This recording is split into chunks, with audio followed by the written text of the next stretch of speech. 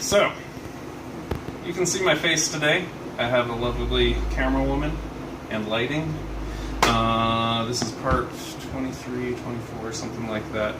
And so I got all the wiring done, all the detail crap knocked out. We got a bunch of blocking put in between the metal studs. I was going back and forth a bunch between doing paneling or doing planks and real wood versus veneer nastiness. And I was going to go with the 4x8 sheets of the cabinet grade plywood, and once I actually took a lot closer look, I realized it was still just a paper thin veneer. It wasn't like a 16th thin veneer. And I just got a sinking feeling, and I started looking around. I looked at some tongue and groove cedar, which was ridiculously expensive, although it still intrigued me. Tongue and groove pine, which was really warpy and white. And then a friend reminded me his wife had done some Pinteresty stuff, and there's steel wool and white vinegar on redwood, and I got some dark contrast, look cool. And then I got on Pinterest and found sugi ban. I'm sure that's not the right pronunciation, but that's how this round eye's going to pronounce it. But it's Japanese art of scorching wood to make it more fire resistant, rot resistant, bug resistant, blah blah blah blah blah. And it's all natural and green and all sorts of great hipster stuff. And there's a million videos on there, so if you want to see somebody with a blowtorch going, yay, blowtorch, steel, wire brush, and water, by all means, there's tons of them out there. But I wanted something more in depth, because if you also go on Pinterest, you see all sorts of super psychedelic green and blue and red and just really beautiful wood, and they all lead to a site that has you sell them, and nobody's actually talking about how to make them. So, as you can see here, I have, and I'm going to make sure this is right, this is a cedar board, and this is a pine board, because obviously the wood is going to make a big difference, both in the density and how it roasts, the colors that are underneath it, and a bunch of other stuff. And you can see these little tapes. So this section right here is just a really light roast. I barely touched this with sandpaper, so this is pretty close to what what it looked like when I hit it with the torch. This over here, bring this into the lighting.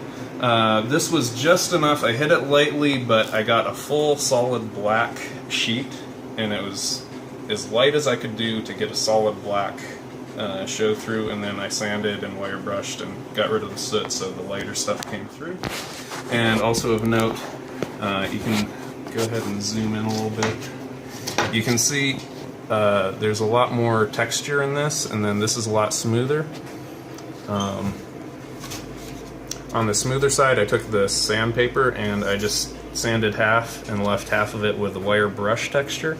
So you can see there's definitely a texture difference, and obviously it also soaks up the different different stains differently. So solid black, very light, completely light with wood showing through. From here to here was kind of a medium roast, if you will. And over here was a really heavy, I would call it an alligator char. It's when all the charcoal actually starts creating those little square crackles throughout. And you can tell, you can look down at, you get really deep. So these harder pieces of wood, the ones that actually hold more of the sap, it's harder wood and it has sap in it. When the heat hits it, the sap hardens and creates just a really solid and beautiful wood grain. And then the lighter stuff is still easy to dig out, whether it's with the wire brush, with steel wool, sandpaper, whatever. Although this harder stuff with the sandpaper, you're going to end up knocking off some of the hard stuff to try and get down to the lighter stuff. So not in this round, but once I moved to the redwood, I realized steel wool would be the best way to keep the wood grain and get down to lighter. So with that, let's come down here. I did several different, this is dark walnut over here.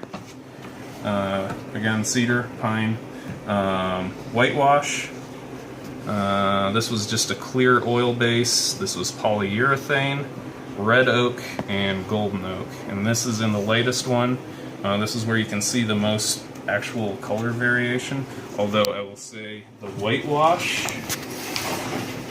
really comes out with your darker roasts, because that's what really gives you that contrast between the hardwoods that maintain the blackening and the lighter woods. So if you're going to go with the crazy colors, you're probably going to want a little bit of a lighter roast, but also with that, you're not getting, with this, I was talking about how the hardwood chars, with this, it's not roasting enough for the hardwood to char, so you're actually roasting the softwood and keeping that, so it's actually almost a negative of the true Sugi. And then I also, with all these tongue and groove boards, there's a rough side and a smooth side. And I'm going to double check. Yeah, so this is actually the smooth side, and so even though this is a pretty rough texture, that's from the burning and the wire brushing. On this side, it didn't show much difference once you're burning it, at least not on the super burnt sides. On the really light charring, you can still see there's a lot of that rough texture from the saw. So if you're going with the light, definitely go with the smooth side. So, without further ado, I realized that the cedar, it's like 15 bucks a plank, and I decided that was a little bit too expensive, and the friend that reminded me of what his wife had done with the redwood told me they just use straight up redwood planking, which, when you calculate it out, comes out to be pretty close to the high-end plywood. So for the money and the quality, who doesn't want to live in a redwood house? So I went with a redwood. I am fortunate enough, I have a friend with a professional planer, so we were able to take these from, well, this is actually one of the thicker ones, because I have some thicker ones for a climbing wall and some thinner ones for the rest of the place. And it's actually kind of interesting, as we were pulling them out, there were some really light ones and some really heavy ones. Well, these were probably trees like a week ago, and they had all their water in them. So if you look down here, we have all of these stacked so they won't warp, and so they can dry out, and we have a fan blowing through all those little slats.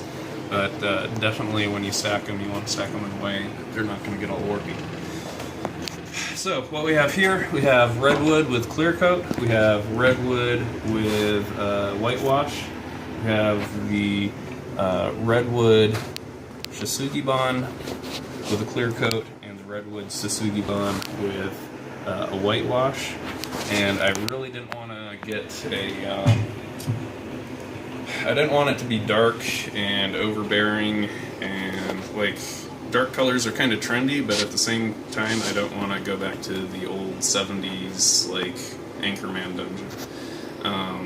So I want something lighter, but I still want the depth. So I'm going to do kind of what we have here, this little pattern where we have some lighter, some darker. It'll probably end up being, like, 2 redwoods to every 1 Sugi, or maybe even less. But I'm going to add a little bit of depth with this Sugi. And yeah.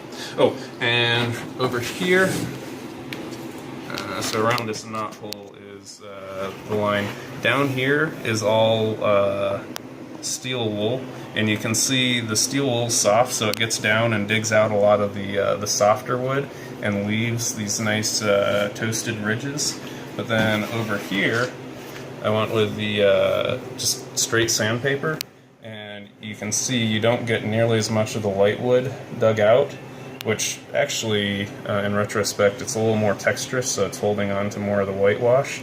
But you also, right here, you can see really well where it's actually starting to dig away the harder, blacker lines, and that's half the reason for doing it. So, steel wool or sandpaper, your choice, but I figured you guys might enjoy something with a little more depth on the whole Sugi.